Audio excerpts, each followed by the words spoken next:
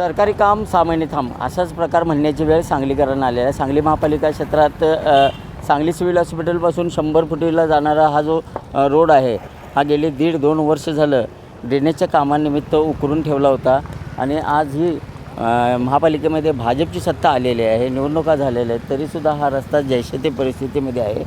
त्यामध्ये आपण पाहिलं तर प्रामुख्याने हा सांगली शहराला जोडणारासुद्धा हाच प्रमुख रस्ता आहे आणि 100 फुटी असेल, शामरावनगर असेल, या उपनगरातून जोडणारा हा रस्ता असल्याने या रस्त्याला फार महत्त्व आहे। त्याचबरोबर शहरातून कोल्हापूर रोडला जाणारा हा रस्ता आहे। हा 100 फुटी समोर जो आहे तो 100 फुटी हा कोल्हापूर रोडला जाऊन जवळ जातो आणि त्यामुळे ह्या रस्त्याला फार महत्त्व आहे। पण नागरिकांना या रस्त्यावरूनच गेली 1.5-2 वर्ष झाले ये-जा करावे लागत आहेत। मध्यंतरी 6-7 महिने हा रस्ता वाहतुकीसाठी बंद करण्यात आला होता आणि आता हा ड्रेनेजचं काम झालेलं आहे। आता ड्रेनेजचं काम होऊनसुद्धा जवळजवळ 4 महिने उलटून गेलेले आहेत, तरीसुद्धा हा वाहतुकीसाठी हा रस्ता नागरिकांना त्रासदायक होत आहे। एकंदर पाहिले तर या रस्त्यामध्ये अनेक वाहनंसुद्धा याच्यामध्ये अडकली होती। मोठमोठे ट्रक आणि टेम्पोसुद्धा या परिसरामध्ये ये-जा करत असताना अडकली होती। पावसाळ्यातसुद्धा या रस्त्याचं भयानक हाल होतात।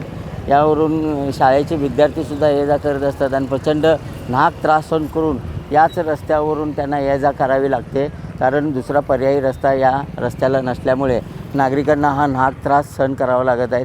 एकंदरीत पाहिलं तर या ठिकाणी असणाऱ्या परिसरातल्या नागरिकांची हीच मागणी आहे सातत्यानं की आता महापालिकेच्या निवडणुका झालेल्या आहेत, सत्ता भाजपची आलेली आहे, तर महापालिकेच्या आयुक्तांनी अतिक्रमणाबरोबर शहरातील विकास कामाकडे सुद्धा लक्ष द्यावं आणि हा जो रस्ता गेले 1.5-2 वर्ष झालं लोकांना त्रास देत आहे, नागरिकांना अडथळा निर्माण करत आहे, त्या रस्त्याचं काम पूर्ण करावं आणि रस्ता पुन्हा आहे तसा पूर्ववत करावा अशी मागणी या नागरिकांची आहे।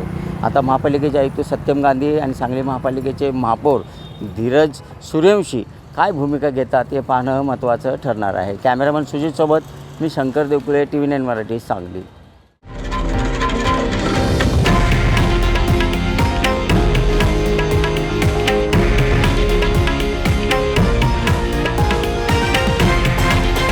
हे आहे देशातील नंबर 1 न्यूज नेटवर्क आणि आपण पाहत आहात TV9 मराठी, एकमेव।